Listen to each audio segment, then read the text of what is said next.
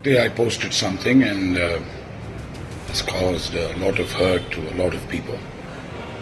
Alas, that was not my intention. I beg your pardon. I'm sorry.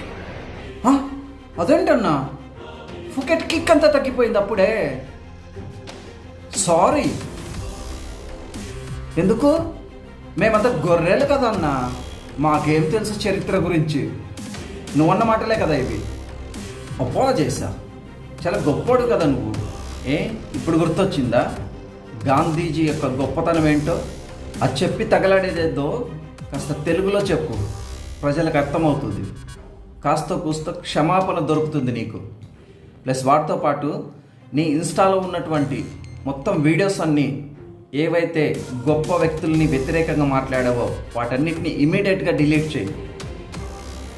చాలా తప్పు చేసావు శ్రీకాంత్. నువ్వు చరిత్ర గురించి ఏమాత్రం అవగాహన లేనటువంటి మాటలు మాట్లాడి గాంధీజీ యొక్క వ్యక్తిత్వాన్ని ఏ విధంగా అయితే దెబ్బతీసావో ఆ వ్యక్తిత్వాన్ని సరిదిద్దాల్సినటువంటి బాధ్యత కూడా నీదే. మొత్తం హిస్టరీ చదువు, చేసినటువంటి తప్పును సరిదిద్దుకో. ఎంతోమంది నీ ఫాలోవర్స్ నువ్వు చెప్పిందే కరెక్ట్ అని నమ్మినటువంటి వాళ్ళు ఉన్నారు. అది తప్పు అని వారందరూ తెలుసుకునేలా చెయ్యి. ఆ బాధ్యత నీదే.